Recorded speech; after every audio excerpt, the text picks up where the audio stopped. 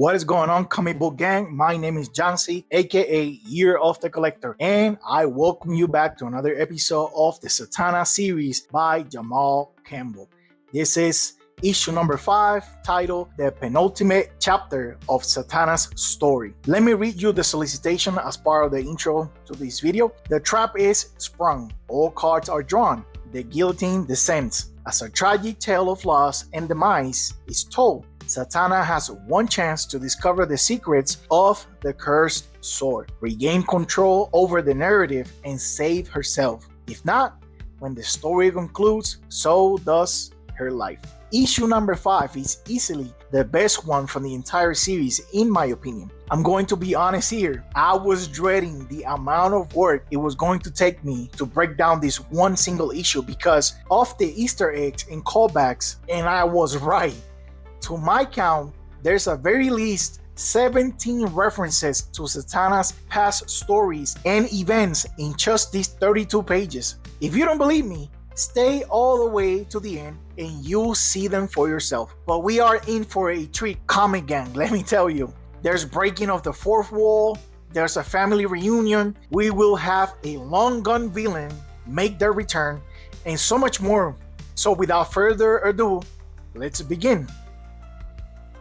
The last issue ended with Zatanna freeing herself from the cursed sword. You know, that damn sword that she has stuck in her chest for the past 4 issues. Issue 5 goes back to where it all began. Serpe's Core Theater. A flaming spirit that looks like Zatanna welcomes the reader to this chapter of the story.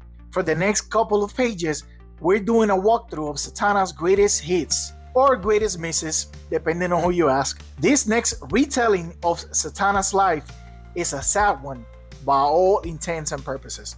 I want you to pay attention in the lettering of the dialogue because something magical is happening as the story plays out.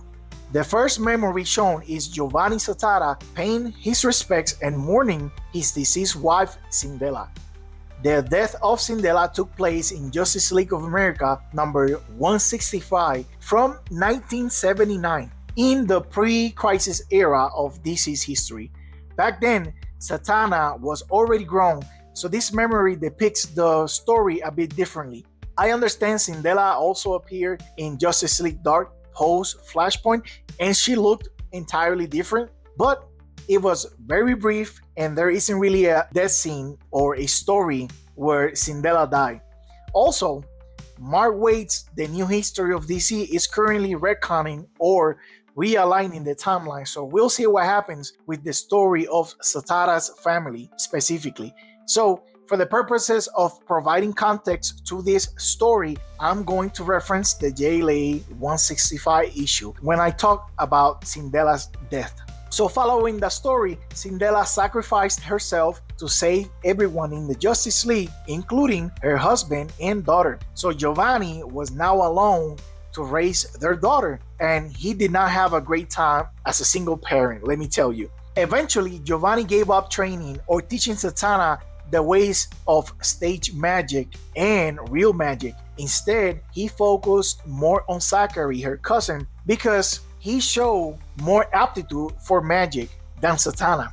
Or maybe because he didn't have the patience for his own daughter. It's pretty sad to see, but some of these memories are intentionally obscure or change a little bit, and that's going to be explained later. So if you see stuff that doesn't make sense, or you know it didn't happen exactly in that way, just hold on, we're gonna get to the bottom of it.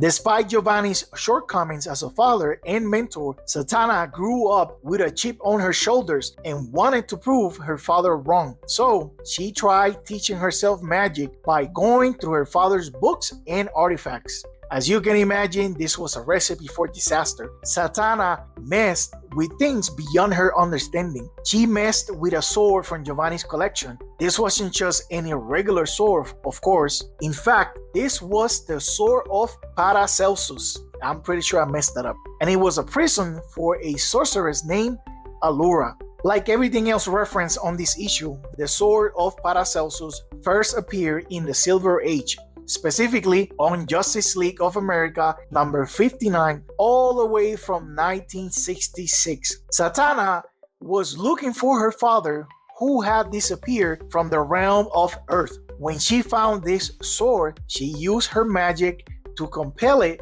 to testify to what it knew about her father. And lo and behold, Allura showed herself and tried to trick Zatanna into releasing her from the sword. Again, that was in the pre-crisis era. Here, Zatanna did release Allura from her prison by accident. Allura put a curse on the Zatara family that would be triggered if they ever locked eyes again. In this version of the story, this is how or why Giovanni Zatara disappeared, aka a retcon, but hear me out because we get pretty much an explanation that ties almost everything else from the Silver Age into this new version of the story, with some details changed or obfuscated. Let's just say Zatanna got the idea to join the Justice League of America from her very own father. At the moment when her father disappeared, she saw Zatara's picture with the League, so she joined the League in her quest to find her father. This page is a montage of Zatanna's first 3 or 4 appearances in comics, beginning with her first appearance in Hawkman number 4 from 1964, when the Hawks helped Zatanna by putting her 2 halves together. Next is the story from the Atom number 19 from 1965. Zatanna ran into Ray Palmer and she explained how she was searching for her father in a subatomic world in the pages of a magical book. Zatanna eventually persuaded the Tiny Titan to join her in shrinking to subatomic size to help her in her search for her father. We also have a callback to her run-ins with Hal Jordan, the Green Lantern, which took place in Green Lantern number 42 from 1965. In her quest to find her father, Zatanna unintentionally opened a portal which allowed the Warlock to gain access to Earth. Zatanna learned from Warlock that her father was still alive. In fact, he had stolen a crystal ball from Warlock and went back to Earth. Then you have her team up with Elongated Man and Batman and Robin in Detective Comics 355 and 366 from 1966. Finally, the image from the next page is where the retcon comes together for the purpose of the retelling of these memories. You see, in JLA number 51, Zatanna found her father with the help of the JLA. Giovanni confirmed the suspicions she already had. He fought and defeated Allura, but she still put the curse on him, the same one we saw in the new version of the story where he had to avoid seeing his daughter. In the Silver Age, Zatara figured out a way to break the curse. He encountered the good version of Allura in the world of Karma, and the good Allura helped Zatara to break the curse in ways I still don't understand. Zatara did pass away years later in an unrelated incident in Alan Moore's Saga of the Swamp Thing issue number 50 from 1986. Crazy enough, this event was the same in the pre-crisis era and in the post-Flashpoint era.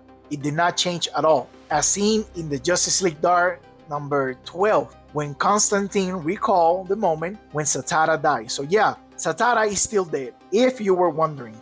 The difference now in these memories we're seeing is that Zatara did not figure out a way to break the spell and then die in the story from Swamp Thing. Instead, when Zatanna found him, he perished from the curse. In effect, Jamal Campbell basically retconned those previous stories slightly for the purpose of the telling of these memories, just to make Allura's curse the reason for Zatara's death. Here's another splash page of Shattered Memories, keyword Shattered Memories, from Zatanna's greatest or worst hits, like I said, depending on who you ask. Starting at the top, we have Zatanna and Constantine sitting at a table holding hands while John is on fire. It took me a while to figure this out, but I believe this is a callback to that same issue, Swamp Thing number 50, where the mystical heroes of the DC Universe wage a last-ditch effort to hold back the evil of Brujeria. This was also the moment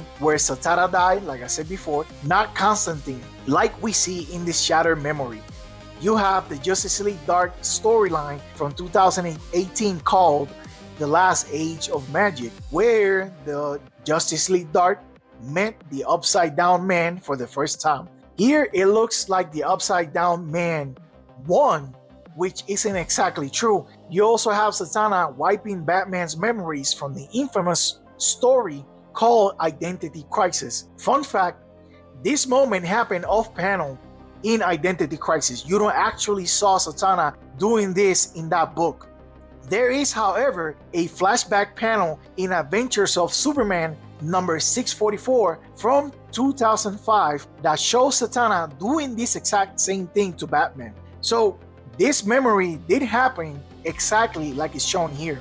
There's the Absolute Power story with Superman where Zatanna took the powerless Man of Steel through the dark roads. In this memory, Zatanna lost concentration and Superman fell, presumably to his death. Which, again, is not exactly true, is it? Zatanna did have problems holding it together, but they did manage to travel through the roads safely. That, of course, is from the current Superman series by Joshua Williamson, where Jamal Campbell did the art as well. Probably the reason we got this Zatanna series in the first place.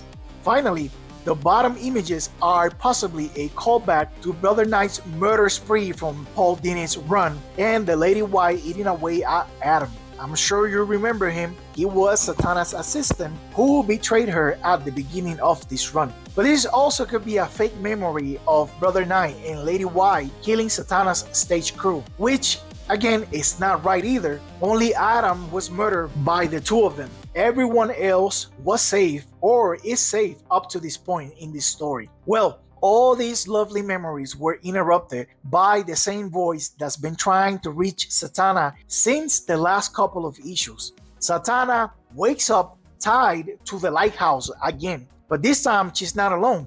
She's welcomed by a dark version of herself, basically the one who was retelling Zatanna's history in the previous montage, the Dark Zatanna, if you will. This is not an alternate version of Zatanna. It's more like someone or something making a mockery of her by using her likeness. A couple of things happen here that cannot be overlooked, right? Dark Zatanna goes over the blood and magic lineage of Zatanna. The Zatara family does have a lineage of magicians and sorcerers and powerful beings, specifically speaking on her father's side, right? Originally, Giovanni Zatara was a normal magician with some limited abilities. However, in Madame Xanadu number 9 from 2009, all that was changed to make him a descendant from the Homo Magi, an offshoot race of humans who descended from the Ancient Ones or the Ancient Folk, depending on your source. The Homo Magi are born with natural inclinations for magic.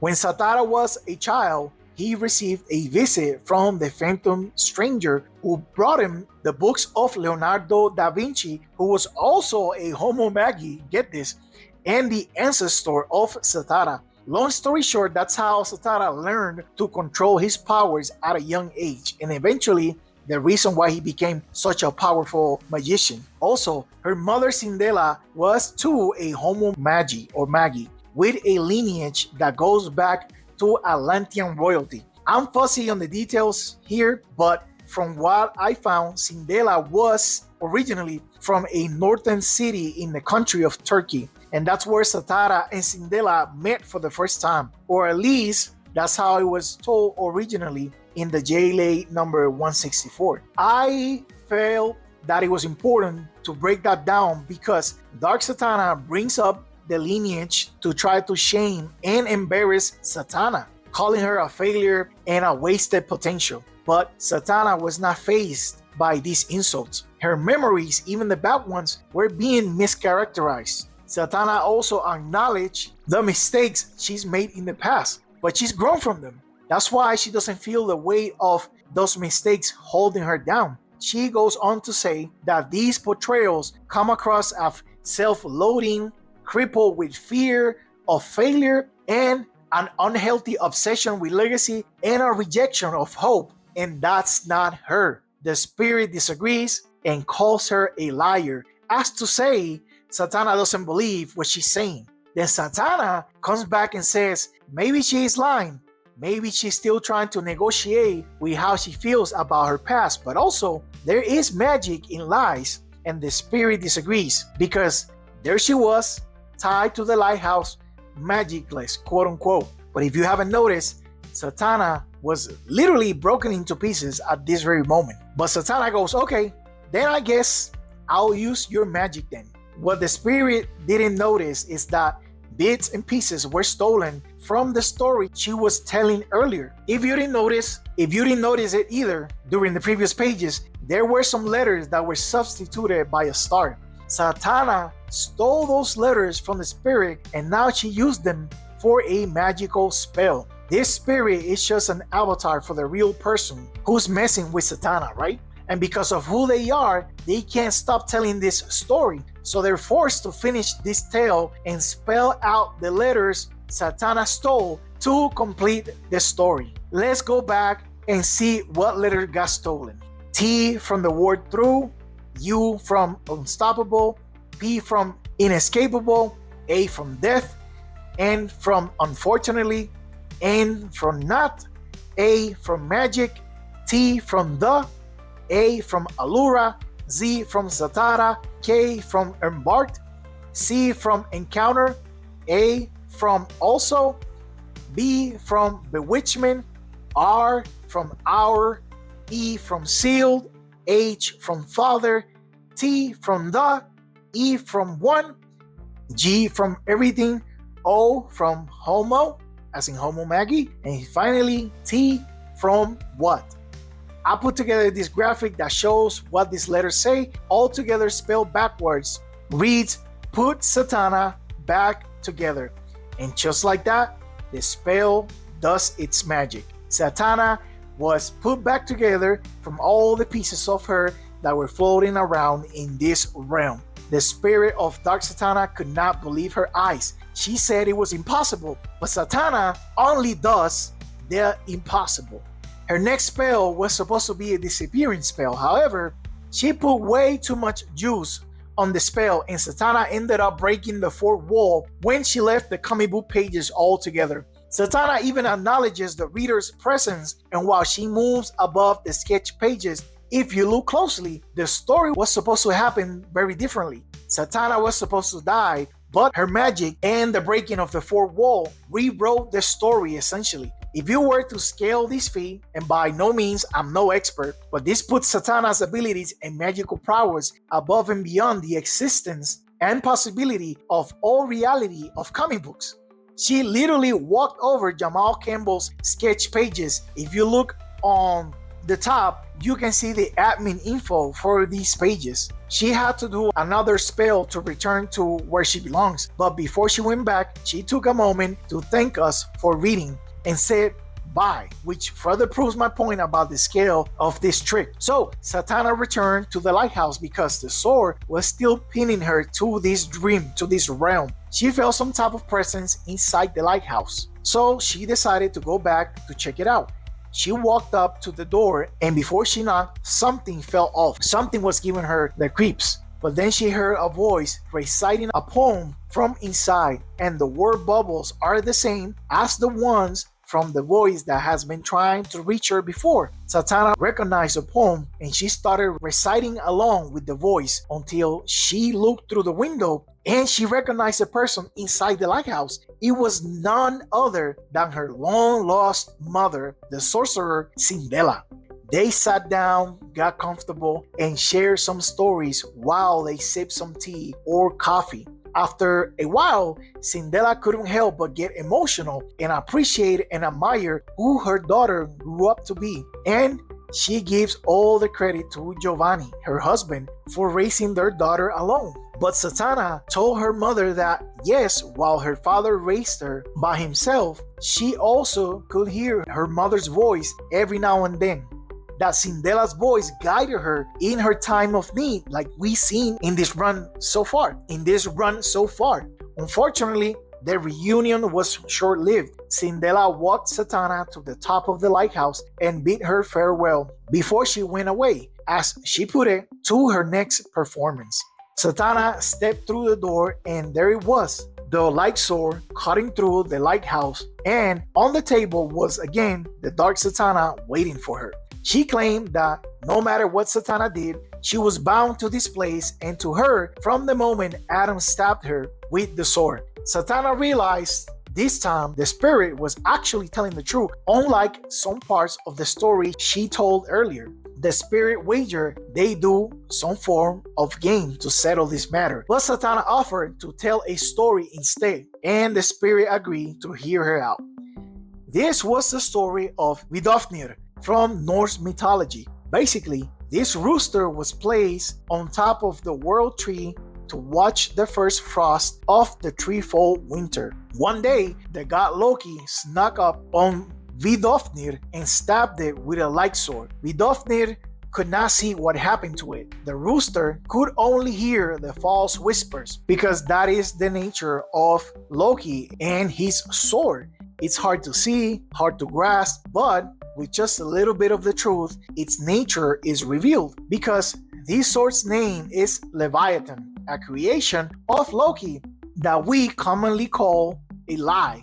Leviathan is the lie that convinces people to reject the truth. The lies that cause people to give in to their inner demons. Just like Blue Devil was transformed into Nebiros when he was stabbed with Leviathan. It's also the lie that prevents people from moving on from grief. Like Clayface could not move past the loss of his family, or the lie that guides people to their own destruction, like Zatana, who believed was shattering from the inside out. Finally, by Zatana declaring these truths, the Leviathan sword fell apart. But before she dissipated, she confessed one more truth to Zatana for beating her fair and square. She said she was also the lie that blinded the proud from recognizing the dagger's aim at their throats. She was talking about Brother Knight, of course. There was a mess back at the Crimson Palace nightclub after their scuffle with Zatana. But Brother Knight's day was about to get worse. Lady Waid had a few words for him. She literally started kicking him while he was down. He tried using his spell to control her like we seen before, and it wasn't working this time. Lady Waid continued by explaining her backstory a little bit. She said she was a vampire and she had escaped eternal damnation. She was free to enjoy eternal rest. But Brother Knight, who is a necromancer, basically stole her from her grave and put her under a controlling spell so he could force her to be, quote unquote, his trophy wife. Sounds horrible, but this is a bad guy after all, right? Of course, he was wondering how his spell wasn't working anymore. And from behind Lady Waid, we see a figure explaining that they had struck a deal with Lady Waid. And this was the reason she was now free from Brother Knight's control. That person was none other than Allura the sorceress. And she was the one wielding the lies, or the Leviathan sword, which has been turned against Brother Knight at this very moment. That's right, folks. The Allura that was trapped by Zatara in the sword of Paracelsus many years ago. She's back. She's mean. She's stylish. And she is coming for Zatana. And this is where the issue ended. Now here are my final thoughts. What can I say? Another amazing installment on this series. There's so much to process here, right? Just in this one issue alone. The Easter eggs to some of Zatana's most famous or infamous moments in comics. Her first appearance in the Hawkman series, her run-ins with Batman and Robin, Green Lantern, and the Elongated Man, her induction into the Justice League, her fights with Constantine, the regrettable actions from Identity Crisis, Justice League Dark versus a fan favorite, the Upside Down Man, and her recent travels through the dark roads with Superman. Campbell really brought all of that into this one issue. It is quite something when creators are also fans, isn't it? We also have some comic book magic by Zatana, breaking the fourth wall and literally jumping off the pages to change the outcome of the story. It wasn't just meta for shock value or to save money in the coloring of these pages. It was just magical, and I enjoyed it so much, even if it's a bit silly. Comics can be silly too, so relax, everybody. There's also the construction of the Zatara family again by the returning Allura. only to be a misdirection, right? Which I interpreted as a criticism by Campbell of all these previous attempts we've seen to depict the relationship between Giovanni and Zatanna, especially the ones that have tried painting the family in any sort of bad light with, family conflict or family abuse or generational trauma, anything of that sort. But in Zatanna's own words, your portrayal of me reeks of self-loathing, a crippling fear of failure and loss, an unhealthy obsession with legacy, and a rejection of hope in magic. That's not me. Bars. That is not Zatanna. She's never been that. Shouldn't have been, nor will she ever be as a character ever again. Knock on wood. Or so help me God, I will write an angry fan letter to DC editorial. So, thank you, Jamal Campbell, for stating it clearly. Hopefully, others follow along with this quality of writing for this character. I will be remiss if I didn't mention, even if briefly, the inclusion of Norse mythology in this series. There were Asgardians in DC Comics as recently as in the Power Girl series by Leah Williams. In fact, Power Girl is dating one of them. Here, the sword that's been bugging everyone is the Leviathan, a mythical weapon from Norse mythology primarily featured in the poem Jolsvinnsmal. And I'm pretty sure I also didn't get that right. Which, to Campbell's credit, he stayed pretty true to the poem in this version of it. Gotta love the good use of real-world mythology for a capes and tights story, or top hat and fishnets in this case. With that being said, I'm ending this episode here. Thank you for watching. Have a blessed day. And remember to read more comics.